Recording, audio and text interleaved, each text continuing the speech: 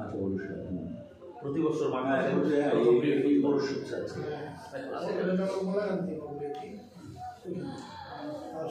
সকল দোকানদার এখন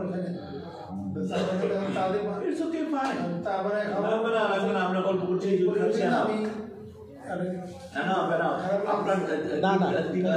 তিনটা দল বলতে আপনি কি মিন করছেন বলেন তো?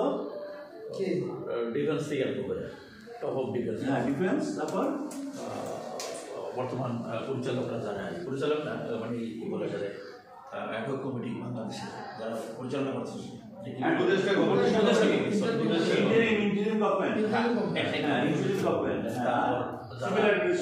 মানে দোজ ওয়ার দ্য প্রপারাইটার অরিজিনালি সমন্বয়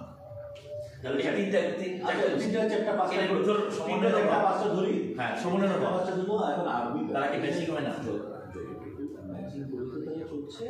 চলতেছে কিন্তু মন্দের ভালো করে ম্যাচিং করে চলছে, মানে ভাবে চলছে।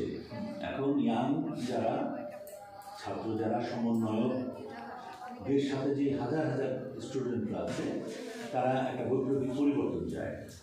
আর এই পরিবর্তনটা যেহেতু তাদের মধ্যে হঠাৎ করে চাওয়া আসছে, তারা তো চাইছিল কোটা থেকে হয়ে গেল বৈপ্লবিক পরিবর্তন, সরকার পতন, বৈপ্লবিক পরিবর্তন। এখন আমরা নিজেরাই মন্ত্রী, নিজেরাই সরকার হতে চাই, তাই তো? এটা তো আর এটা একটা চাওয়া দাবি। এই দাবিটা নিয়ে আন্দোলন কথা হবে, বিভিন্ন পলিটিক্যাল পার্টি বসবে, কারণ সব চিন্তার সাথে কিন্তু আবার পলিটিক্যাল পার্টি যুক্ত।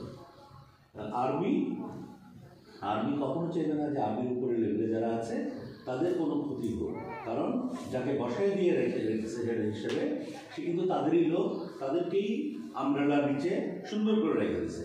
যেমন 856 জন আওয়ামী লীগারকে সে সুন্দর করে নিয়ে 5 স্টার হোটেলের মতো জায়গায় আর ক্যান্টনমেন্টে রেখে দিচ্ছিল। তবে যাকে যখন যেভাবে পাঠাবা সেখানে সে পাঠিয়ে দিচ্ছে, ঠিক আছে? ভেরি সেন্সিটিভ পয়েন্ট হয়ে গেছে এটা আমাদের জন্য।